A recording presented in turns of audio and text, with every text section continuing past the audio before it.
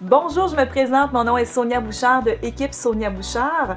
Mon équipe et moi-même sommes en mesure de vous aider à vous propulser sur le web grâce aux médias sociaux par de la gestion de communauté, formation, accompagnement pour les équipes internes, stratégie et finalement des conférences.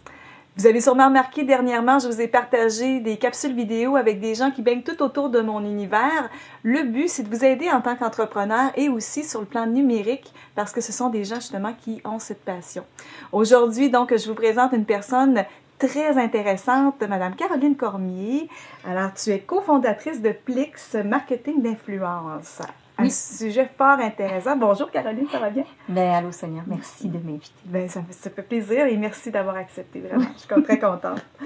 Avant de parler de marketing influence, alors dis-moi, qu'est-ce que c'est Plix exactement? Plix, c'est une plateforme numérique qui contient plus de 2500 influenceurs numériques canadiens, séparés dans environ 30 catégories, je crois, si mon souvenir est bon. Mais c'est aussi, il y a un côté consultation à Plix qui fait en sorte que nous faisons la mise en place de campagnes de marketing d'influence. Donc, ça veut dire qu'une entreprise peut aller sur plic.ca.com?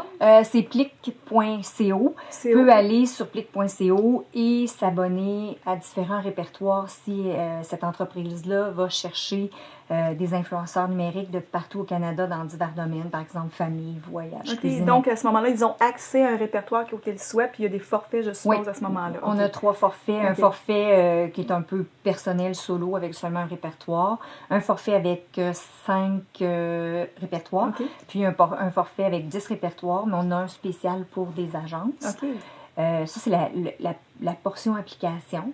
L'autre portion, c'est vraiment plus une portion, comme je te dirais, consultation, qui fait en sorte qu'on utilise notre expertise avec l'équipe pour mettre en place des campagnes de marketing d'influence, mais qui vont être vraiment ciblées et suivies du début à la fin. OK, d'accord. Tout d'abord, qu'est-ce que c'est le marketing d'influence? Parce que c'est un sujet très actuel, mais j'aimerais ça, là, on a la spécialiste. Alors, je veux vraiment que tu m'expliques qu'est-ce que c'est exactement. Le marketing d'influence, c'est simple en général. Ça a toujours existé. Au départ, c'est par exemple, moi, je te disais, Sonia, viens manger à tel restaurant. Oui. Je fais du marketing d'influence, si je te dis ça. Le marketing d'influence, il s'organise de plus en plus. Actuellement, la tendance se veut être au marketing d'influence numérique. Donc, c'est des influenceurs qui, par leur passion, ont créé du contenu sur le web. Que ce soit un blog, une chaîne YouTube, un podcast, qui soit des Instagrammeurs. Pour être un influenceur numérique, ils vont répondre à 3 critères principalement. Comme je disais tantôt, ils vont créer du contenu, mais aussi, ce qu'ils vont faire, c'est qu'ils vont avoir de l'engagement, puis ils vont être actifs sur les réseaux sociaux. Fait que c'est un influenceur, ça va être suivi auprès de sa communauté, mais plus ça va, il y en a des extrêmement populaires, extrêmement connus. Donc, eux vont avoir une panoplie de fanbase et eux vont devenir un peu des médias en tant que tels. Et est-ce qu'ils gagnent leur vie avec ça? Parce qu'à la base, c'est drôle, je pense à une entreprise qui, elle, a parti dans le domaine du camping. Elle fait partie d'une petite page, on connaît de qui on parle. Et c'était vraiment une passion. Puis finalement, c'est devenu vraiment quelque chose d'assez impressionnant. Je pense qu'il y a 70 000 leur groupe Facebook. Oui. La différence, le marketing d'influence, quand les gens vont créer un blog, au départ, c'est par une passion. Je pense au monsieur qui s'appelle Alain Vaillancourt. Il a créé une chaîne YouTube qui s'appelle The Woodpecker, ou le gosseux de bois. Là. Il y a plus que 180 000 abonnés. Mais lui, sa passion à ce monsieur-là, c'était de gosser du bois, comme il dit. Mais maintenant, il est suivi par plein de gens en Europe. Puis il fait ses vidéos, par exemple, français, anglais. Il va refaire sa voix hors champ. Au départ, chaque influenceur doit le faire principalement pour une passion. Si tu es passionné de voyage, puis à un moment donné, tu as ton blog de voyage, mais à un moment donné, tu vas le faire juste, tu vas promouvoir des couches pour bébé, puis tu n'as pas de bébé, mais ça ne devient pas crédible. C'est ça. Fait que l'influenceur... Il y a une mission, en fait. Là. On sent qu'il y a une ligne directrice. Là. Au début, ils font par passion. À un moment donné, ça va devenir un métier, mais ça prend quand même du temps. Fait au départ, tu es mieux de garder ta job de jour, comme on dit, un petit à côté. À un moment donné, ça va devenir... Qui définit que tu es influenceur? Ça va être le nombre de mandats que tu vas avoir. À un moment donné, plus ça va aller, plus tu vas être contacté, soit par des agences de relations publiques ou des agences de marketing d'influence, un peu comme nous, qui va dire, moi, mon client recherche des influenceurs dans le domaine du voyage pour faire la promotion, par exemple, de telle activité. Donc là, eux, ils vont devenir en quelque sorte un peu des influenceurs, des ambassadeurs de marque. Puis donc, quelqu'un qui souhaite justement se dire, moi, j'ai une passion, mais je souhaite être un influenceur, c'est de commence à être présent, puis à être actif, et ça va se développer, et là, finalement, tu vas le devenir, mais c'est pas à court terme, de dire, dans 6 mois, je vais être influenceur et je veux gagner ma vie avec ça. Jeudi prochain, je vais aller parler à des étudiants de secondaire 3, parce qu'il y en a beaucoup qui pensent que c'est le pactole, puis qui veulent devenir des influenceurs, veulent devenir des vedettes, mais il faut vraiment faire la différence entre ce que tu as comme passion et la célébrité. Parce que c'est pas parce que tu as un compte sur Instagram en costume de bain à moitié nu que tu es un influenceur crédible et valide.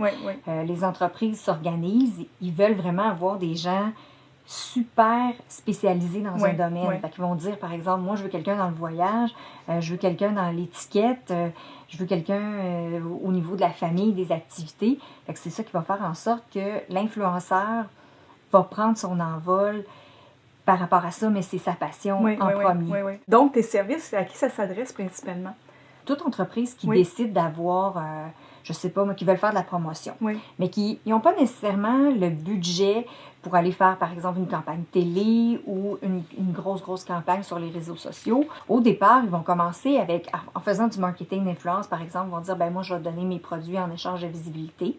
Mais plus ça va, plus les influenceurs s'organisent, plus ils ont des kits médias. Ben, on répète souvent aux clients que malheureusement, ils vont pas juste prendre les produits. C'est ça, exact. Ils veulent gagner leur vie avec ça. C'est ça, parce que si tu dis, par exemple, allez à telle activité, mettons, on va faire un exemple, on va dire, ben allez, je sais pas, au village vacances dans le quartier, ben si la madame, l'influenceuse, il va avec ses enfants, puis qu'elle se met à créer du contenu pendant qu'elle est là, ben, c'est bien beau qu'elle a l'activité gratuite, mais il faut un petit peu plus pour que ça ait de la notoriété, de la visibilité.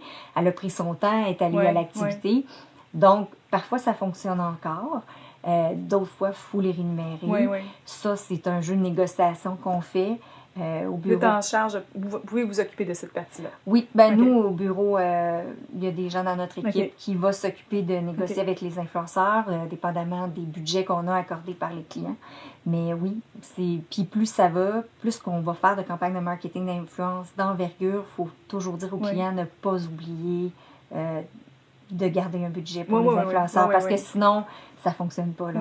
Moi, je l'ai vu on avait entre autres un client qui avait un lancement, et on a invité justement, c'est dans le domaine de l'enfance, et on a invité des femmes influenceurs, blogueuses, maman X, Y, là, et on a vu en live pratiquement, quand elle était là, versus sa page aussi, le nombre de fans qui augmentait sur la page. Et ça, honnêtement, pour les gens qui sont en médias sociaux comme nous, on a trippé. C'était vraiment exceptionnel. Vraiment, c'était impressionnant. Elle avait des 100 000 personnes sur sa page. Et ça, c'était vraiment assez convaincant que ça fonctionne très bien. Mais c'est pas toujours des success stories comme ça non plus. Là. Non, ça dépend toujours du produit, parce que dépendamment de ton produit, prends juste un exterminateur, un exemple farfelu, mais l'exterminateur, c'est pas évident de faire du marketing d'influence. Non. C'est beaucoup plus facile, par exemple, avec des attraits touristiques, etc. Aussi, ce qui est important de dire, c'est qu'ils suivent vraiment les normes canadiennes de la publicité, parce qu'après ça, l'entreprise peut avoir se faire un petit peu taper sur les doigts par rapport à ça. Fait que c'est important de mettre en place la structure pour être vraiment efficace tout au long de la campagne. Parle-moi de micro-influenceurs et macro. Ça, c'est un terme qu'on entend parler. Et peux-tu nous distinguer, s'il vous plaît, cette approche? Il y en a plusieurs. Il y a le nano-influenceur qui va être moi puis toi. D'accord. Auprès de notre famille et de nos amis. C'est vrai que c'est nano, c'est tout petit. Oui, c'est ça. On va être nano-influenceur auprès de notre famille. Ensuite de ça, on va avoir beaucoup aussi les influenceurs de niche, qui sont les micro-influenceurs. Au Canada, on dit en général qu'ils ont 10 000 abonnés et moins sur toutes plateformes confondues. C'est prouvé que ceux-ci obtiennent beaucoup plus d'engagement que les influenceurs vedettes. Parce que, pour la simple et bonne raison que si, par exemple, toi, tu es une influenceuse qui a 10 000 abonnés et moins dans la région de Québec, on va avoir l'impression de suivre une amie, quelqu'un de la famille. Ce sont des bons fans, dans le fond, c'est les bonnes personnes qui nous suivent, c'est une bonne communauté. Là. C'est pas dilué avec le nombre, dans le fond, je comprends bien, c'est ça? Non, puis aussi, ces influenceurs-là vont prendre vraiment à cœur leur rôle de blogueuse, de youtubeur, de podcasteur, et ils vont prendre la peine de répondre à tous ces gens-là. À un moment donné, tu tombes du côté de la vedette, dans le fond, de la personnalité publique. Tu deviens avec une équipe qui répond à ta place. Donc, l'engagement devient un petit peu plus dilué. Oui. Tu deviens un média, tu deviens une station de télé, tu deviens un journal, c'est un blog. Donc, c'est vraiment la différence entre le micro, le nano. Mais le micro, c'est vraiment c'est quasiment un nano-influenceur à la limite. Oui. Le macro, on l'appelle plus aussi, l'autre terme, ce sera un influenceur de niche. Okay. Il va être spécialisé. Okay.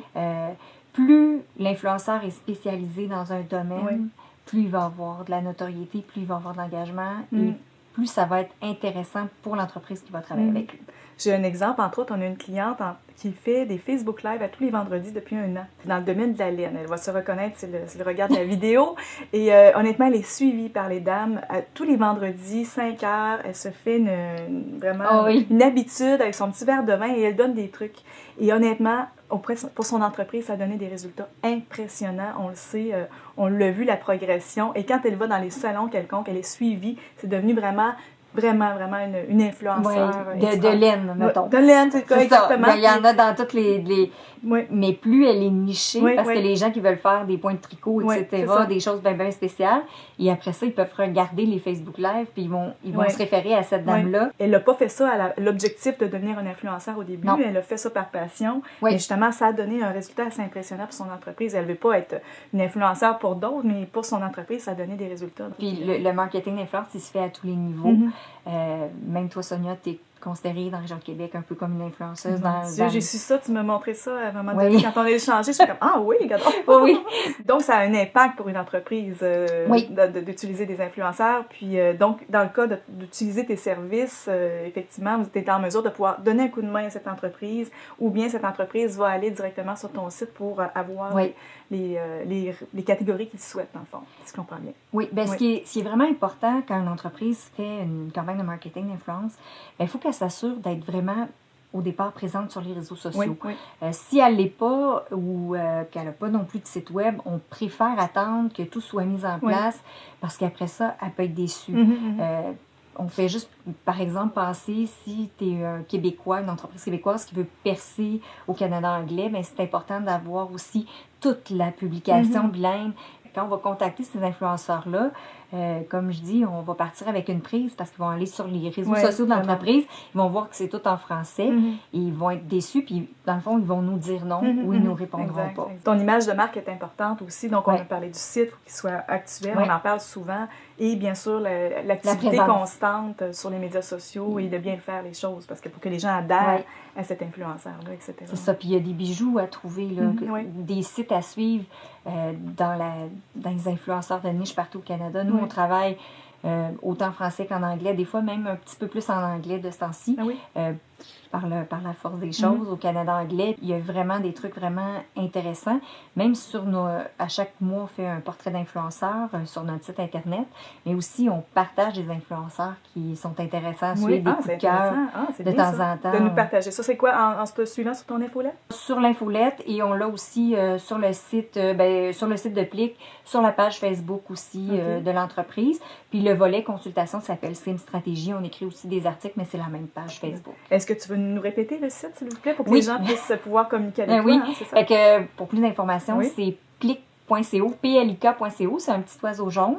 Vous pouvez nous suivre sur Facebook, Twitter, Instagram, LinkedIn. On est assez présent sur les réseaux sociaux. J'en doute très pas. présent. T'es vraiment l'influenceur des influenceurs. Non, pas comme ça. Je vais influencer. Oui, très bien. Je te remercie, Caroline. Merci pour cette belle rencontre. Puis c'était très, très intéressant. Je pense que ça va aider les gens à mieux comprendre ce que c'est le marketing d'influence. Merci à toi, Sonia. Merci.